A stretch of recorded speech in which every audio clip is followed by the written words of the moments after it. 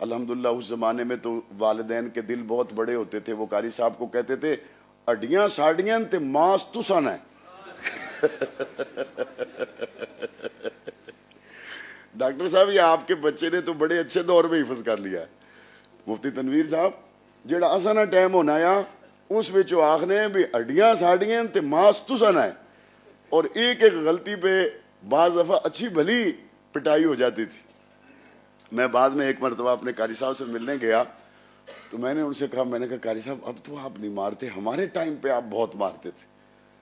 تو کہنے لگے بس بیٹا اس وقت ایسا ہو جاتا ہوگا، تو بہرحال اب مجھے اگر کوئی بندہ کوئی بچے کی غلطی آ جائے نا اور وہ مجھے کہے نا کہ قاری صاحب اللہ کے لیے مجھے معاف کر دیں، تو اس کی 10 غلطیاں بھی سپارے میں آئی ہوں تو میں معاف کر دیتا ہوں۔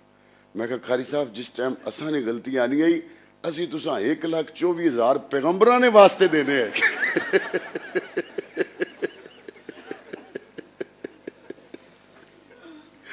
تسی ایسا نہیں چھوڑیا، لیکن وہ ہمارے قاری صاحب اللہ تعالیٰ ان کو صحت دے، عمر دراز دے، ظاہر ہے استاد محسن ہوتا ہے۔ اور صحیح بات ہے، یہ جو قرآن پڑھانے والے استاد ہیں نا یہ بڑے عجیب لوگ ہوتے ہیں، خدا کی قسم۔